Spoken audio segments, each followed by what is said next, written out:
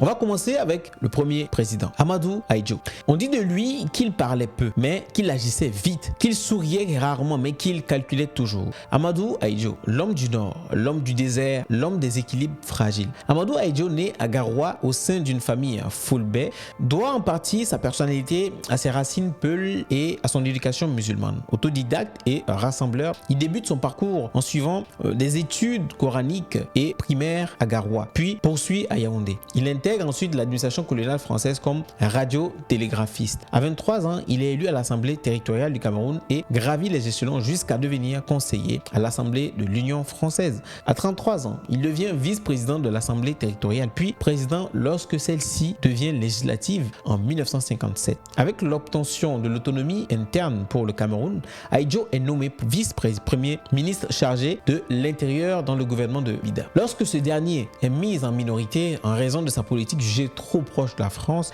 Ahidjo le remplace en 1958 avec l'appui de la France. Son programme se concentre sur trois objectifs: l'indépendance du pays, l'unité nationale et le développement économique. Pour maintenir la stabilité, Ahidjo s'appuie sur son parti, l'Union camerounaise, et sur les troupes françaises, poursuivant la lutte contre la rébellion de l'Union des populations camerounaises UPC dans les régions Bassa et Bamileke. Malgré le contexte tendu, l'indépendance du Cameroun est proclamée le 1er janvier 1960. Le 5 mai, dans la même année, Ahidjo est élu président de la République et propose une amnistie générale pour les maquisards de l'UPC prêts à renoncer à la violence, favorisant ainsi la réunification avec le Cameroun occidental en 1961 pour former un État fédéral. Au fil des années, Ahidjo poursuit son projet d'unification en fondant en 1966 l'Union nationale camerounaise, parti unique pour intégrer les parties des deux États fédérés. En 1970, il met fin à la rébellion de l'UPC en capturant Ernest Ouandié, tandis que M. Ndongmo, accusé de complot, voit sa peine de mort commuée en emprisonnement à vie.